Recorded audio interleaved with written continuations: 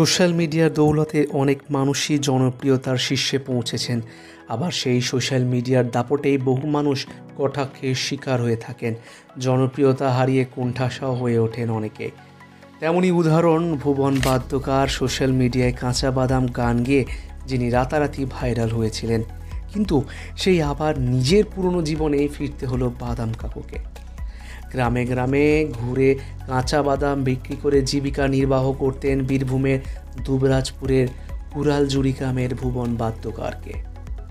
টানাটানির সংসার চলে যেত কোনো রকমে, কিন্তু তার সচরিত কাঁচা বাদাম গান ভাইরাল হওয়ার পর তিনি আর আগের মতো বাদাম বিক্রি করেননি।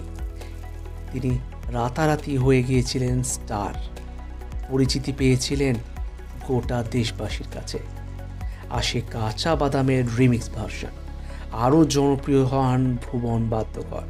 তার গান পৌঁছায় বিদেশে, বিভিন্ন টিভি শোতে মুখ দেখানোর, নামি রেস্তোরাঁয় গান গাওয়ার সুযোগ পান তিনি। আর এদিকে ভাইরাল কাঁচা বাদাম গানের দৌলতে হাতে বেশ কিছু টাকা এসেছিল ভুবনের। সেই টাকা দিয়ে একটা পাকা বাড়ি বানানোর কাজ শুরু করেছিলেন তিনি। খড়ের চালের কাঁচা বাড়ি ছেড়ে উঠেই তিনি নতুন আস্তানায় প্রবেশ করেছিলেন। কিন্তু ভাগ্যের কি পরিহাস, তাকে থাকতে হয়েছে ভাড়া বাড়িতে, এবং তার পাকা বাড়িও অসম্পূর্ণ। টাকার অভাবে সম্পূর্ণ করতে পারেনি বাড়িটা।